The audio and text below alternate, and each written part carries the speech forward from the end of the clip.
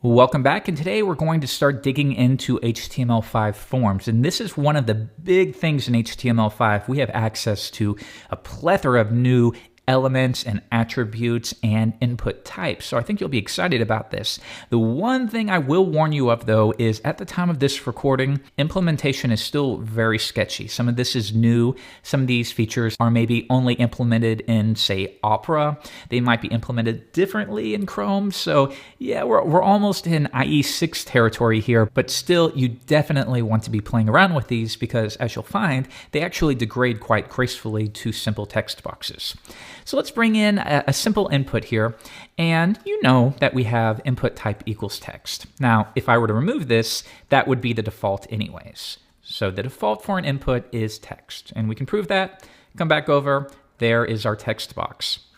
Now, let's add some new types that are available to us, and we'll set it to email. So this is an input specifically made for validating an email address. And another nice thing about this is that mobile browsers will be smart and handle them. So maybe if you have an input type of email or URL, when you bring up the keyboard and maybe the iPhone or Android, it will know to display a customized keyboard specifically for entering a URL. So that's very helpful. All right, let's return to email and just see what we get in Chrome. It looks like a simple text box, but it's not. Watch what happens when we come back and we'll add a submit button. And now what's going to happen is this is going to provide some built-in validation for us. Browser validation, that's pretty neat. I will enter some gibberish here, and when I click submit, you'll see that we get this new announcement. Please enter an email address. That's pretty cool, right? Well, let's try it out in some of the other browsers. I'll switch to Opera, and now let's just try to submit it with nothing. That's interesting. It does submit even if you don't type in anything. All right, keep that in the back of your mind. And then once again, I'm going to enter gibberish. And now we get a slightly different display. Please enter a valid email address. And this is Opera version 11.5.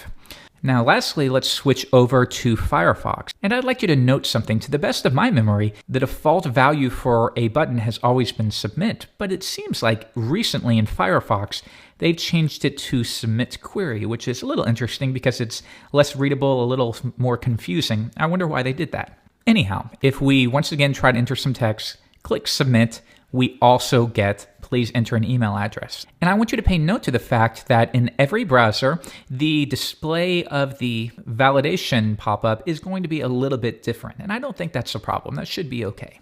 All right, we could also take a look in Safari, but we could spend hours comparing browser to browser. So we'll stick with these three main ones.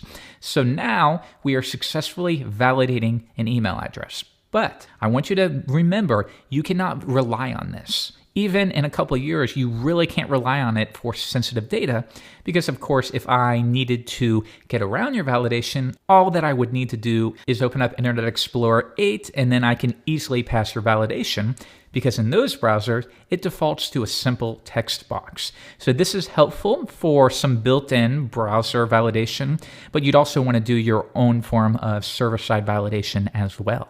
Okay, now, before we finish up for the day, I want you to note that this validation isn't strenuous, and that's because it's incredibly hard to validate an email address for every possible email.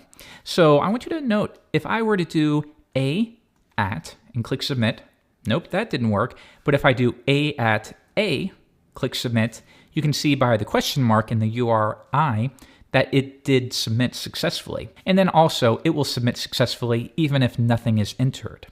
So let's take a look at both of these. The first one is, according to the browsers, a at a, that is a valid email address. And I've had some debates on this.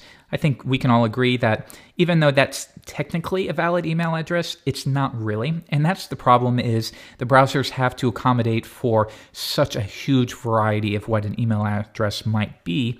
So ultimately what we end up with is they are making sure that there is a sequence of letters or numbers, then an at symbol, and then after the at symbol, one or more sequence of numbers or letters as well. And that's really the extent of the validation. So keep that in the back of your mind. 2, how do we get rid of this fact that the form will submit even if I don't type anything? And this is a bit counterintuitive, isn't it?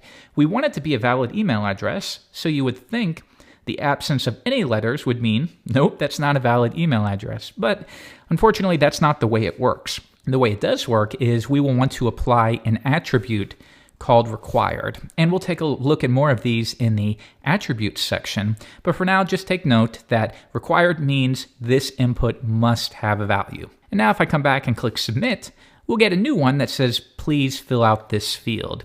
Same thing for Opera.